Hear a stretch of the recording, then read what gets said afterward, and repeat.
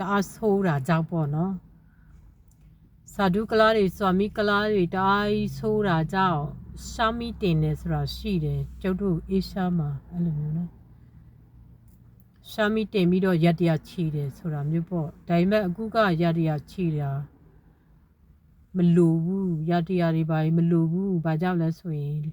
လူတွေကိုနောက်ရှစ်ပြီးလူတွေကကဘာကြီးကိုတဖြည်းဖြည်းချင်းဝမ်းမြူတာကြောင့်ဒါပေမဲ့ကဘာကြီးကလူတွေကကဘာကြီးဝမ်းမြူတယ်ဆိုပေမဲ့လူတွေရဲ့တက်တန်းကတအားတူတာကြောင့်သူတို့ပဲအရေးတည်ဆုံးရတယ်လူတွေပေါ့နော်ဒီလိုပဲလောဘကြီးနဲ့လောဘကြီးတိုက်ရဲခိုက်ရဲဖိုက်ရဲနဲ့ပဲသူတို့အရေးတည်ဆုံးသွားကြရတယ်အဲ့လိုမျိုးပေါ့နော်အဲ့တော့ကဘာကြီးကိုသူတို့ဝမ်းမြူချိန်မရလိုက်ဘူးအဲ့ဒါတွေသတိထားဖို့လိုတာပေါ့နော်ဘာဖြစ်လဲဆိုတော့ဝက်တော်လဲဒီတစ်ခါပဲဝက်တော်လဲဒီတစ်ခါပဲဟလာစားတော့လဲဒီတဝင်းစာလေးပဲဟလာအိတ်တော့လဲဒီတအိတ်ရစာလေးပဲဒါပေမဲ့လူတွေကအလော့လောဘတက်ပြီးတော့မှကဘာယူတော်မှဝါမြူပြီးသူတို့တွေနေတဲ့ကဘာယူကိုတော့မှအမုတ်ကျိတ်ပြီးတော့မှအရေးကျူတောက်ပစ်ချင်တယ်အမုတ်ကျိတ်ပြီးအရေးကျူတောက်ပစ်နေတဲ့ဆွာမီကလာစာဒုကလာတွေအခု South America မှာ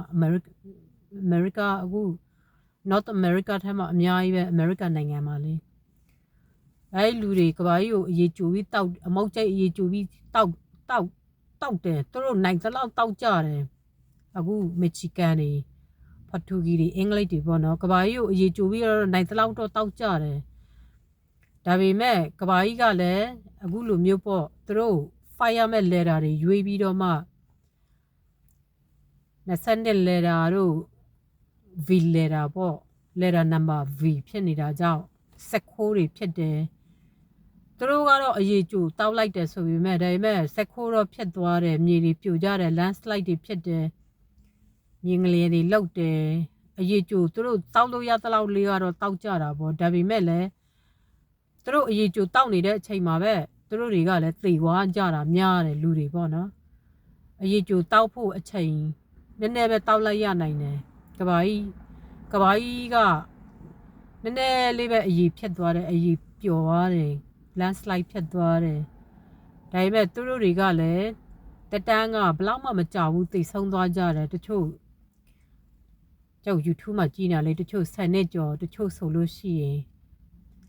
5-6နှစ်တချို့ဆိုလို့ရှိရင်အသက်10 20 30 40 50 60 90 80 90အဲ့ဒီအသက်တန်းလေးနဲ့သိ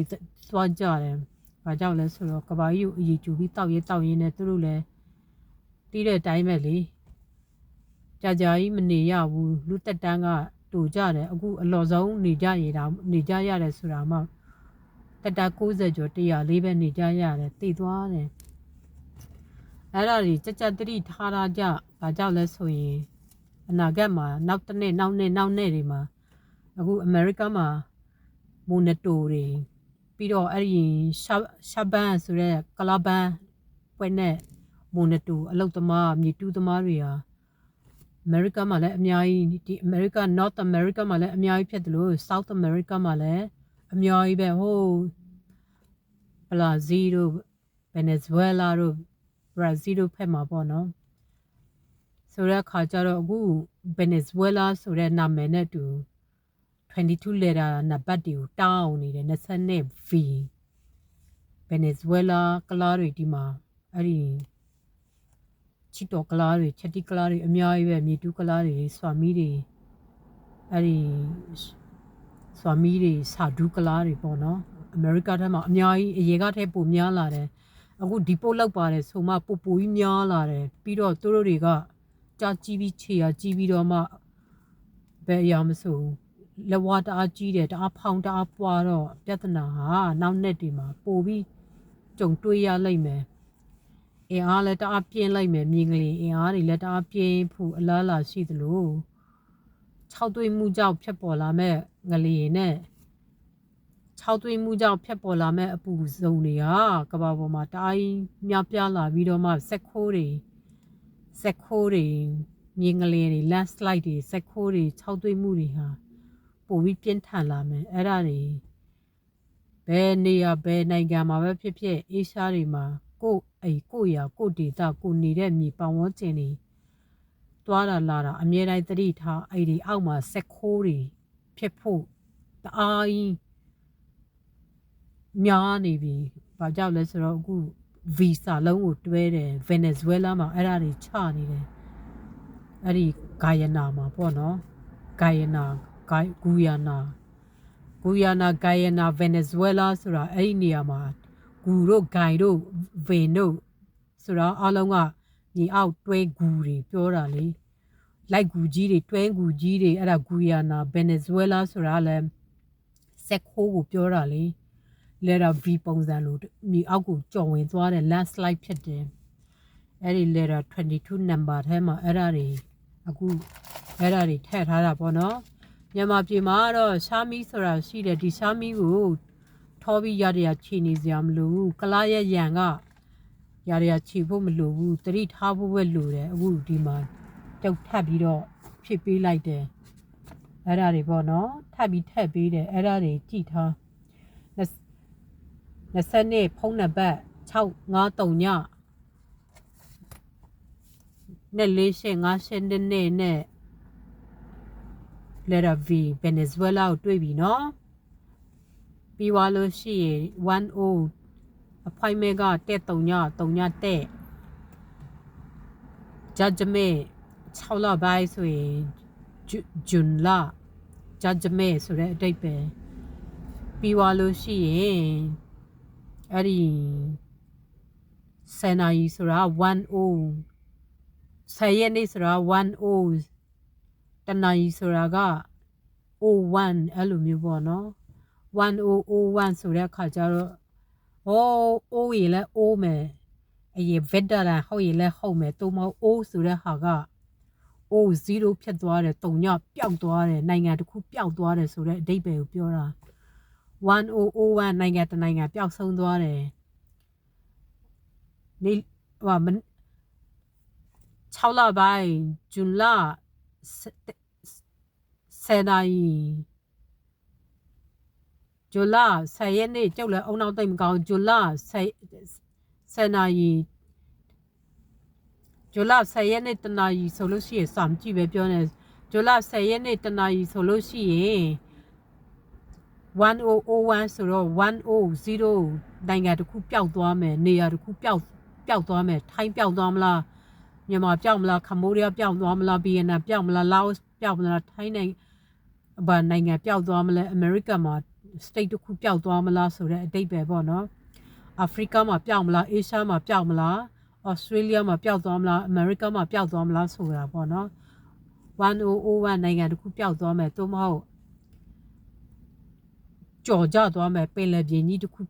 ထပ်တိုးလာမယ်အဲ့လိုမျိုးပေါ့နော်သို့မဟုတ် veteran ရှိတော့က veteran အဟောင်းထဲမှာ game ကစားမယ်ဆိုလို့ရှိရင်အဲ့ဒီဟာတွေကပြန်ပြီးတော့စူးယုံပြီးတော့အုံကြွပြီးတော့ benefit ထဲမှာ fight ကြတယ်အဲ့လိုမျိုးတွေပေါ့နော်အဲ့ဒါတွေကိုအထူးသဖြင့်သတိထားဘာကြောင့်လဲဆိုရင်ဒါတွေအားလုံးကတကယ် fighter တွေဖြစ်ပြီးတော့မှအနာဂတ်မှာမကောင်းတဲ့နမိတ်တွေဖြစ်နေလို့အဲ့လိုမျိုးပေါ့နော်မကောင်းတဲ့နမိတ်တွေဖြစ်နေတာကြောင့်သတိထားဖို့ပြောတယ်အဲ့လိုမျိုးဆိုတော့နောက်တစ်ပုတ်ထပ်ရိုက်ပြီးတော့ထပ်ပေးရတယ်ဆိုတော့နေဘူးလေးထပ်မှာပဲငုတ်တုတ်လေးကထိုင်းပြီးတော့နေတာဘူးလို့လေဆိုတော့1001ထဲမှာသတိထားဘယ်နိုင်ငံပျောက်သွားမလဲဆိုတာဘယ်နိုင်ငံမှာဆက်ခိုးကြီးဖြစ်ပြီးကြော်ကြသွားမလဲဗီလက်တာဆိုတာကအောက်ကိုတွဲကြော်ကြတာလေ landslide ဖြစ်တာအဲ့လိုမျိုးနော်ဒါကြောင့်မလို့အဆက်ရပဲအရာပဲဘာပဲလှုပ်ကိုရီဒီမှာဒီ SSI ရုံးဆိုတာကိုရီ benefit ယူသုံးတဲ့နေရာအခုအဲ့လိုမျိုး SSI ကိုဒီလိုပြုလုပ်မယ်ဒီလိုမျိုး appointment လာပါဟေ့ဆိုတာအဲ့ဒါမကောင်းဘူးကောင်းတဲ့နမိတ်မဟုတ်ဘူးအဲ့လိုမျိုးပေါ့နော်ကောင်းတဲ့နမိတ်မဟုတ်ဘူးအနာဂတ်မှာ prophecy အရမကောင်းဘူးဆိုတဲ့အတိတ်ပဲပြောတာ prophecy အရ is a big new big thing အဲ့လိုမျိုးပေါ့နော်ပြီးတော့တကယ် nightmare ဖြစ်တာအိမ်မက်ဆိုးမက်လို့ ကြီးကျယ်ဒုက္ခတွေကြုံတွေ့ဖို့အလားလာရှိတယ်ဆိုတော့နမိတ်ကိုပေါ်ပြတာပေါ့နော်ဒါကိုကျုပ်ကအခုလိုမျိုးအဲ့ဒါတွေကိုအခုလိုမျိုးစနစ်တကျတင်ပေးတယ်ဘသူ့ကိုမုန်းလို့ဘသူ့ကိုမနာလို့ဘသူ့ကို jealousy ဖြစ်လို့ဘသူ့ကိုအလိုမရှိလို့မကြိုက်လို့ဆိုတာမျိုးတော့မရှိဘူးအဲ့ဒါတွေအတွက်လည်းမဟုတ်ဘူးအဲ့ဒါဒီလိုစာတွေလာတယ်ဒီစုံတစ်ခုပြုလုပ်မယ်ဟဲ့ဆိုရင်ကိုပတ်ဝန်းကျင်ကိုသတိထားနိုင်ငံတွေကိုသတိထားကိုယ့်အိမ်ကိုကိုယ်သတိထားကိုယ့်အိမ်အောက်ကမြေကိုတွေကိုလည်းသတိထားကြော်ကြသွားမယ်အဲ့တလုံးလုံးကြော်ပြီးကြသွားမယ်မြင်ကလေးတွေကိုလည်းအမြဲတမ်းသတိထားနိုင်ငံတစ်ခုလည်းပျောက်သွားမယ်ဆိုတဲ့အဓိပ္ပာယ်ပဲဖြစ်တယ်ကိုယ်လည်းပျောက်သွားနိုင်တယ်အဓိပ္ပာယ်တဲ့အဲ့ဒါတွေပေါ့နော်စစရရသတိဝိရနဲ့သတိတရားကြီးစွာနေထိုင်စိတ်မပေါက်ရဘူးလို့မပြောဘူးပေါက်ရမယ်စိတ်မကောင်းရဘူးလို့မပြောထားဘူးစိတ်လည်းကောင်းဖို့လိုတယ်တက်တော်တယ်လို့အထုံးချဖို့အတွက်ကိုယ်တွေစီမှာပါတယ်အုံနောက်ဖြတ်ထုံးညံနေရှိသတိတရားကြီးကမြင်းကြောကြီးထမနေနဲ့မြန်မာပြည်ကလူတွေလည်းအားနေကမြင်းကြောပဲထနေတယ်အားနေပတ်စံချမ်းသာဖို့တထိပ်ဖြစ်ဖို့အန္တရာယ်ကိုဘာမှသူတို့မမြင်ဘူးအန္တရာယ်ဘယ်လောက်ကြီးမားတယ်ဆိုတာဘာမှသူတို့ကြိုပြီးမမြင်ကြဘူးမျက်လုံးကိုမျက်တောင်တစ်ဖြားလေးပဲကြည့်တယ်မျက်စိတစ်စုံမကြည့်ကြဘူးဒီမှာ United States မှာတနေ့ဖြစ်ပြနေတဲ့ပြဿနာဟာနဲသိန်းနဲ့ချီပြီးရှိတာကြောင့်အမေရိကန်မှာလည်းမြေခွက်တွေအများကြီးပါသွားပြီတချို့အိမ်တွေရိုက်ဖြစ်လိုက်ပြီးသွားပြီနော်ဒီမှာလည်းတင်ကြိုင်ကုန်းလည်းပါတော့မယ်အမေရိကန်မှာလည်းတင်ကြိုင်ကုန်းတွေတချို့မရှိတော့ဘူးမချီကန်တွေအကုန်ဝင်သိမ့်ပြီလေပြီးတော့ကလားတွေတချို့နေရအကုန်ယူထားပြီးသွားပြီအမေရိကန်မှာဟိတ်လူတွေပြီးတော့အဲ့ဒီ quality ကလားတွေတော်တော်များများနေရယူထားပြီးသွားပြီ quality ကလားဆိုတာလည်းကြောက်လည်းမသိဘူးမနေ့ကမှ quality ကလားကိုစာကြည့်တော့အဲ့ဒါဂေါ်ရခကလားလို့ပြောမှမြန်မာပြည်မှာကျုပ်တို့ငငယ်တုန်းကတော့ကြားဘူးတယ်ကျုပ်တို့ငငယ်တုန်းကဆိုရင်အင်ဂျီလေးကကြက်သီးတွေပါတက်လိုက်ရင်အပေါ်တစ်လုံးအောက်တစ်လုံးအဲ့လိုမျိုးပေါ့နော်ကော်လာကအပေါ်တစ်ခုအောက်တစ်ခုရွက်ဆောင်ပြီးတော့မှကြက်သီးကိုတက်လိုက်မယ်ပြီးတော့ထမိန်ကဝက်လိုက်ရင်ထမိန်ကပုတ်စကြီးကအရှိမတွဲပြီးကြမဝက်တတ်သေးတဲ့အချိန်အဲ့လိုမျိုးပေါ့နော်အဲ့ခါကျလူကြီးတွေကနောက်ကြတယ်ဝက်လာပြန်ပြီအဲ့ဒီ quality ကလမတကောင်ကတော့လေ quality ကလမလေးကတော့လှုပ်လိုက်ပြန်ပြီကိုရီနောက်တယ်ဒါပေမဲ့ကိုရီလည်း quality ကလား quality ဆိုတာကျုပ်တို့မသိဘူးဘာဖြစ်လဲဆိုတော့ quality ကလားတွေမှာမနေ့ကပြန်ကြည့်တယ်ပြီးတော့ဒီမှာလည်းရှိတယ် quality ဖျားเจ้าဒီမှာဖျားဝက်ပြူเจ้าရှိတယ်အဲ့ဒီဖုန်းထဲမှာကြည့်ပြီးဖျားဝက်ပြူเจ้าနားမှာတွားကြည့်တော့သူတို့ဝက်ထားတဲ့ပစိုးကအနောက်မှာတွဲလဲအပေါ်တစ်ဖက်အောက်တစ်ဖက်ကြာနေတယ်ပြီးတော့မှကျုပ်ဟာဒီစကလုံးကိုတွားသတိရတယ်ငငယ်တုန်းကလူကြီးတွေပြောရတဲ့စကားလုံးပေါ့နော်အဲ့ဒီ quality ကလမတကောင်ကတော့အင်ကြီးဝက်ထားတာကြည့်ပါဦးဘယ်လိုဝက်ထားလဲမသိဘူးထမိန်ကလည်းအပေါ်တစအောက်တစ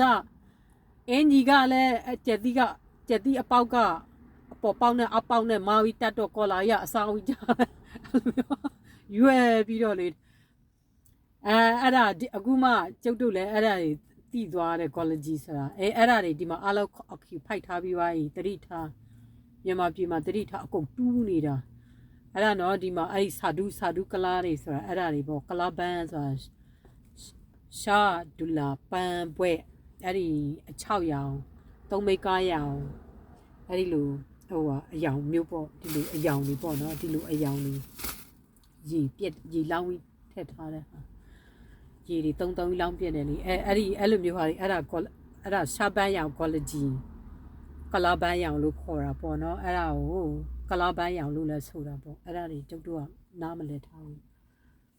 ကလားဘန်းရောင် quality ကလားဘန်းရောင်ရှာဒူကလားရောင်ပြီးတော့မြန်မာပြည်မှာအဲ့ဒီကလားတွေတော့ level မှာတီးပြီးတော့ဝက်ကြတယ်အဲ့ဒီဟာတွေဒီပန်းကိုဒီလိုမျိုးကလားဘန်းကိုပေါ့နော်ကျုပ်ကတော့အရေကလေးကတီးပြီးတော့အခုဒီကြားထဲမှာတိတ်မကြသေးဘူးကြည့်လိုက်တယ်ဆိုတော့တီးသွားတယ်ဆိုတော့အဲ့ဒါတွေအခု YouTube ပေါ်မှာအဲ့ဒါတွေစနစ်တကျတင်ပေးတယ် နားထောင်တဲ့လူတွေကလည်းကိုယ့်အိမ်ကိုယ့်ရွာကိုယ့်ပတ်ဝန်းကျင်ကိုယ့်နိုင်ငံကိုတတိထားနိုင်ငံရေးကြီးတဲ့လုံမနေကြနဲ့ပေါ့